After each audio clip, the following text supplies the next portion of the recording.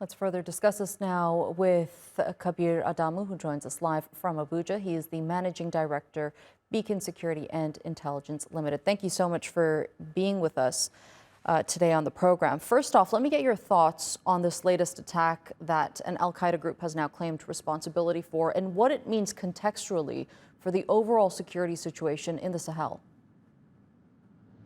On the one hand, it kind of confirms the fears that we've always had regarding the transformation of security arrangement in the region, the pullout of the UN troops, the exit of the French troops, and then the current stand of the Malian junta with regards to its relationship with the West, and of course, the involvement of Russian mercenaries in the region.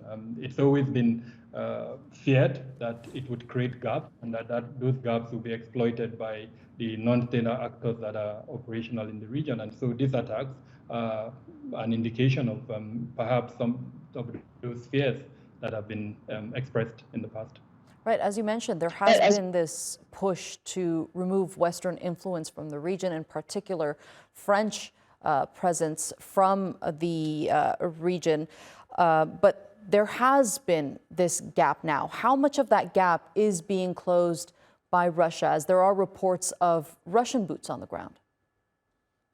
So unfortunately, not so much. The trajectory of the occurrence of security incidents since the involvement of Russian mercenaries and, of course, the exit of Western partners, as it were, in Mali has not indicated any progress.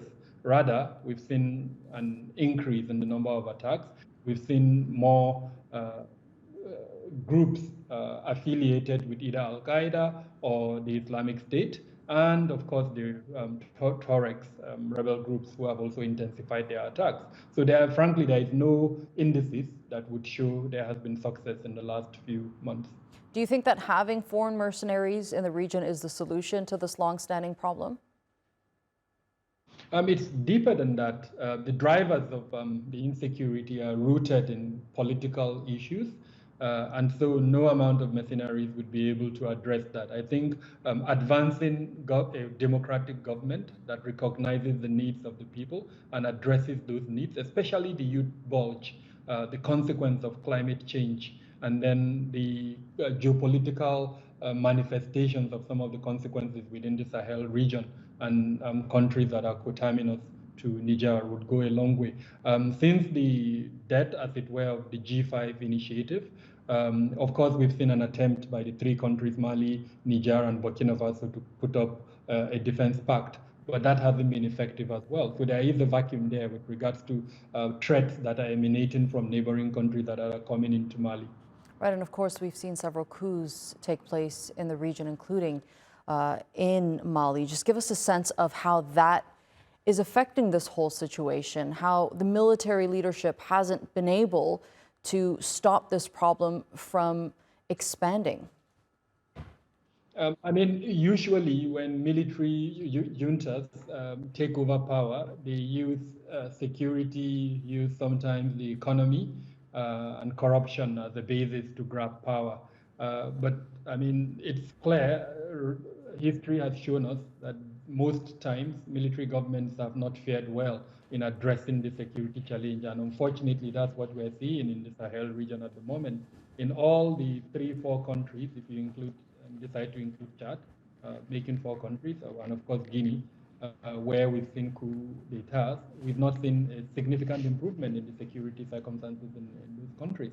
Rather, what we've seen, an increase in the number of non-state armed groups that are active. And again, like I mentioned earlier on, this is rooted in the inability of the military juntas to address the political issues that are driving the insecurity.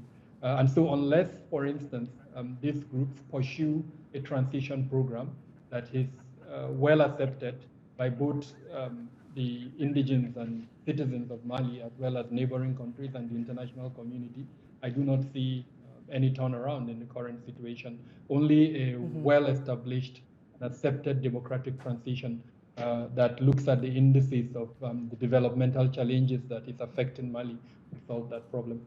Indeed. Kabir Adamu, thank you so much for being with us here on the NewsHour and sharing that analysis with us. I appreciate it. Thank you for having me.